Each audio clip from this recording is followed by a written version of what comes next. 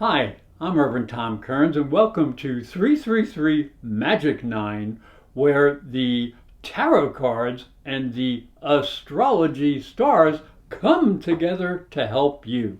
September's an exciting month. We go back to work, back to school, back to our routines, and here's the energy that will be affecting you. The tarot cards that will be used this month correspond with the astrology. They are the Two of Swords, which represents confusion and lack of vision. The Five of Cups, which represents loss and depression. The Moon, which represents emotions and the psychic. And the Seven of Wands, which represents holding one's own. Aquarius, the tarot card for the first week of the month, is the Two of Swords. It shows a woman holding two swords pointing in different directions. She is blindfolded and the moon is floating in the sky above her. It suggests that maybe some confusion in the air due to a lack of clarity. You can't see. So it's important to take a moment to look clearly at your present situation to gain an understanding so you can restore your balance. Then you can move ahead. Now, as we look down here into the astrology, the month begins with Mars in Virgo in the 8th house of sensuality in opposition to Neptune in Pisces in the 2nd house of money and resources. So you need to think carefully before you act in financial or intimate areas. Don't misuse your energy and don't push the river, especially emotionally.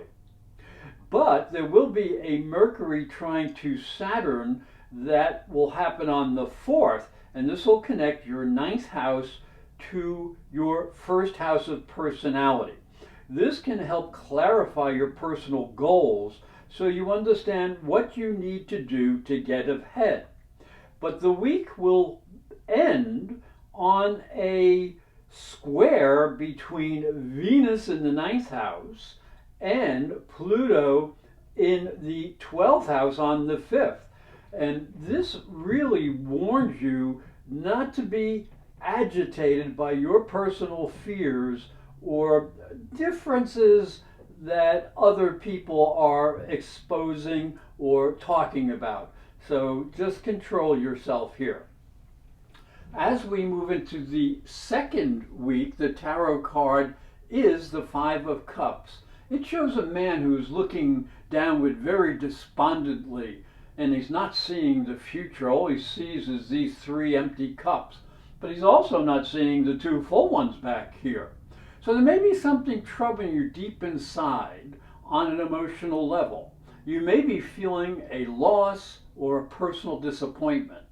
This may be a good time to let go of the past and look into a new direction. And if you see here in the card, there is a bridge leading to the future, and there's a castle waiting on top of the hill. So perhaps the future will be better than the past. As we look down into the astrology for the second week, it begins with Venus entering into Scorpio and the 10th house, and that will occur on the 10th of the month. Now this asks you to focus on your career and social status. This is the powerhouse. So you can be highly intuitive, so listen to your deeper feelings, but don't let power hypnotize you. That can get you in trouble. And there is going to be a very big T-square. You can see the moon is moving here, and the moon will become in the middle, squaring the sun and squaring Neptune, and this can cause confusion that can affect your financial dealings and your business with others. So you're going to have to find some quiet time with the moon and sort out any financial issues that you may be having or lack of trust with others. So no fear allowed here. Don't be motivated by fear. the tarot card for the third week of the month is the moon. It shows the moon shining in the sky.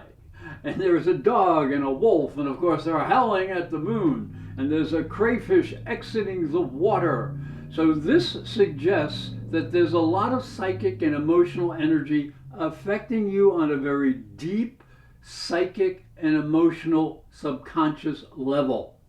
You need to deepen yourself and listen to the messages that are coming to you. They may be bringing you a great insight into the future. And look, this path is moving to the future. So there may be better days ahead.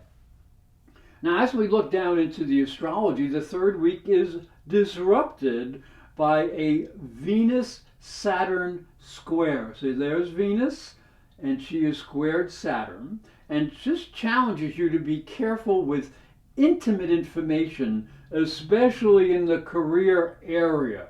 You may find yourself or your actions, this is the first house, being judged by harsh critics instead of friendly forces. So be a little bit careful. And the moon is moving down here, so she will create a full moon phase with the sun on the 20th.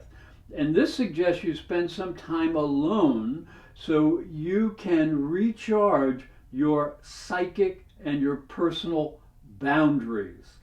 And batteries, and pay a close attention to your budget. Don't go spending money like a sailor. And this is reinforced by Mercury squared to Pluto on the 22nd. Now this can be a little helpful though, because this may expose some secrets to you that may help direct your future ambitions. As we move into the last week of the month, the tarot card is the Seven of Wands. Now this card shows a man holding his own against opposing forces, and the reason for this is he's taken the high ground. Now this suggests there's a lot of energy around you. Some is combative, some is disruptive, and some is simply competition. But you can hold your own against the forces around you. But to do so, you must maintain your sense of truth and justice and humility. That is the high ground. And as we look down here into the astrology for the fourth week, it features Venus up in the 10th house, opposite Uranus down in the 4th house. This happens on the 23rd, so do not mix your business with your family issues or responsibilities. This will avoid some awkward moments.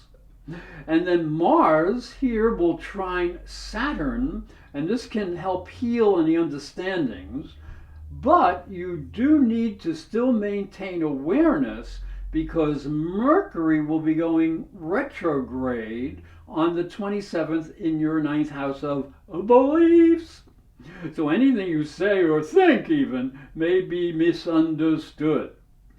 The 30th brings a big square between Venus and Jupiter. Now this asks you to use your common sense because both of these planets tend to be a little excessive and even too generous at times. So do be a little bit wise. Hi, I'm Reverend Tom Kearns, and this is my story. If you are a spiritual seeker, it may help you on your journey. I believe your spiritual development is as important as your religion. If you look at Christianity, it focuses on the life of Jesus. But Jesus was never a Christian. He was Jewish. If this thought intrigues you, you'll enjoy my new book, Light from Water, Freeing Jesus. It's available on Amazon.com and through fine bookstores. And it may help you on your spiritual journey. I'd like to thank you for watching and thank you for listening.